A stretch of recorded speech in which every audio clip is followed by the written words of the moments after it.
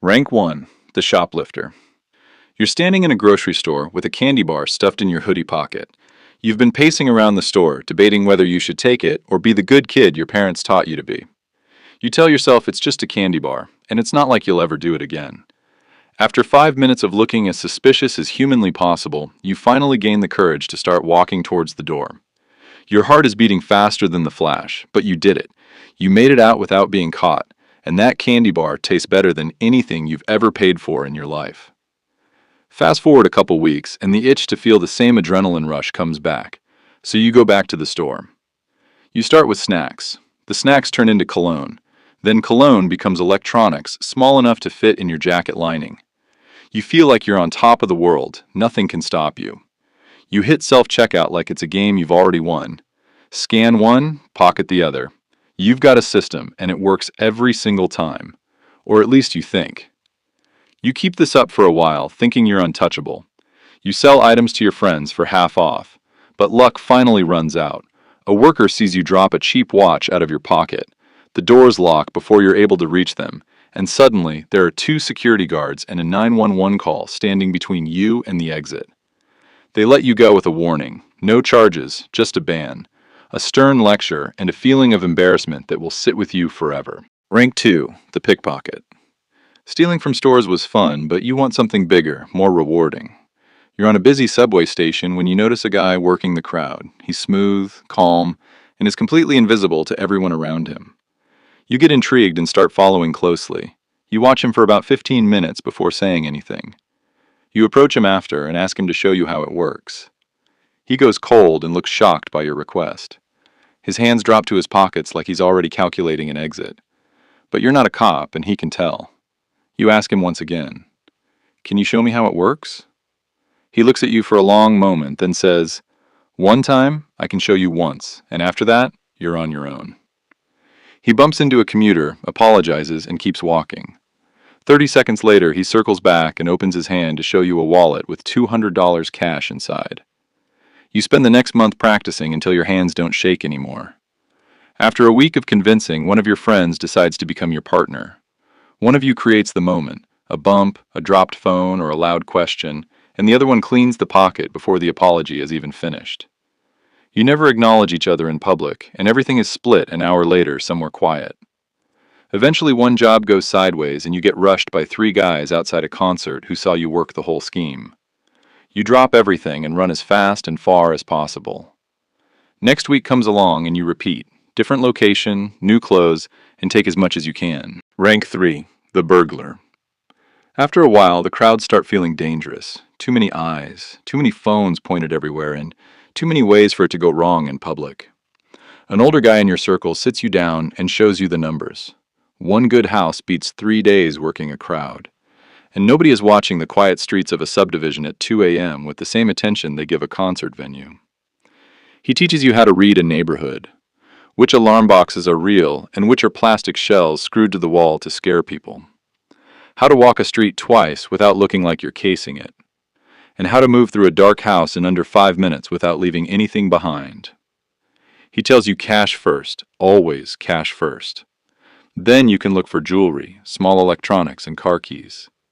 You listen to what he says, and it works. You get more comfortable, quick, and stealthy. The items start piling up. Rings, chains, electronics, and an abundance of cash you've never seen before.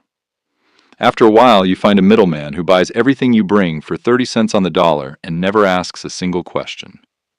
However, what nobody prepares you for is the quiet.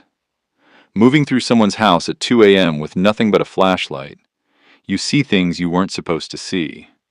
The family photos on the walls, the kids' backpacks by the front door, and the prescription bottles lined up on the nightstand like little orange soldiers. These aren't just houses, these are people's lives, and you're standing in the middle of it at 2 a.m. taking pieces of it. Rank 4. The car thief. You're good at houses, but good starts to feel like a ceiling, and you're not interested in ceilings. A guy you know hands you a small black device and explains what it does. It's a relay amplifier, which costs a couple $100 online. It reaches through the walls of a house while the owner is asleep, picks up the signal from their keyless fob, and tricks the car into thinking the key is standing right outside. When done right, the car unlocks, and you're gone in just under 30 seconds. The owner won't even know it's gone until the morning. After some practice, your contact decides you're ready for something bigger. You work from a list now. Someone tells you what they need: specific makes, specific models, specific colors, and you go get it. The cars are in a shipping container within 48 hours, headed overseas with cloned plates and fresh VINs, and sold at full price to someone who doesn't ask questions. 4 cars a week, 5,000 a car. You get addicted, not only to the money, but the adrenaline. It's the most you've ever felt, and you don't want it to ever stop. But you're inside someone else's machine now, and you're starting to understand that machines don't care about the people inside them. They just care about whether those people are still useful. Rank 5, the armed robber. The car job was good money, but you're still just an errand boy. Someone hands you a list, you fill it, and they take the lion's share. You're doing all the risk and seeing a fraction of the reward. You want the big score. You want to walk into a room and walk out with everything in it. You look into jewelry stores, check cashing spots, and armored truck stops. Anywhere cash moves in physical form and can be taken by force fast is where you want to be. You build a crew carefully, taking the extra steps to ensure safety and loyalty, because you know one wrong person could lead to the whole thing collapsing. To ensure the job runs smoothly, everyone has a role, and you rehearse until it's muscle memory. Who controls the room? Who takes the goods? Who watches the door? And who has the car running? Building up to the first job, you and your crew spend weeks doing the dirty work. You walk the block at different times of the day, pretending to be a nobody. You time the armored truck routes down to the minute. You figure out which shift has the laziest security guard, which exit has the slowest lock, and which camera has the biggest blind spot. By the time the job actually happens, it has already been done 100 times in your head. You land on a mid-sized jewelry store with one security guard who gets paid $15 an hour and has never dealt with anything more than a complaint. Because you and your crew did all the dirty work beforehand, you now know there is a 3-minute window when the safe is open, and 3 minutes is all you need.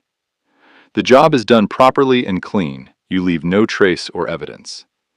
$280,000 is split 4 ways before you all enjoy a drink while watching the sunset in celebration. Rank 6, the art thief. Somewhere along the way, the money stopped being the point. You want something no amount of money can actually buy. Something irreplaceable. Something the rest of the world thinks is sitting safely behind glass somewhere and has no idea is already gone. You spend months studying the target like a curator, checking security rotation schedules, camera blind spots, and where the pressure sensors are placed. You learn which guards cut corners on the night shift and which exits get checked last. When you arrive outside the museum a week later, you walk in, not through a broken window or an underground tunnel, but through the front door. Dressed like you belong there, because you've learned confidence is the best disguise there is. You're inside for 81 minutes, moving calm and quiet through rooms most people only see behind velvet ropes. You take what you came for and leave everything else exactly as it was, then walk back into the night like nothing ever happened. Nobody knows it's gone until morning, but by then you're already 3 states away. The empty frames stay on the wall, the investigation stays open, and somewhere in a private room that nobody but you will ever see is the painting you took, hanging exactly where you put it. Rank 7, the architect. You've been doing this your whole life now, and along the way, you've become the most dangerous version of what you are, almost unrecognizable to the same kid whose biggest crime was shoplifting a candy bar. You don't steal anything yourself anymore. You haven't in years. You sit above it now. People come to you with problems they can't solve. A vault, a shipment, a building everyone says is impossible. And you look at it and see the answer almost immediately. This is because you've been reading buildings, systems, and people your entire life, and the patterns are just obvious to you now. You build the crew, design the job, and take the largest cut. The best part is you carry the least risk because you are never, ever in the room when it happens. Not once, not ever. Law enforcement knows you exist. They can feel you in the jobs that keep happening. Too clean, too precise, too perfectly timed to be luck. But feeling someone and proving it in federal court are 2 completely different things. You have a legitimate business, a nice house, and shake hands at charity events with people who would riot if they knew what or who you really were. And somewhere right now, a crew you built is walking into a building using a plan you drew up months ago, about to take something the world doesn't even know is gone yet. It all started with a candy bar in a grocery store. You pour yourself a drink and wait for the call. Job's finished, boss.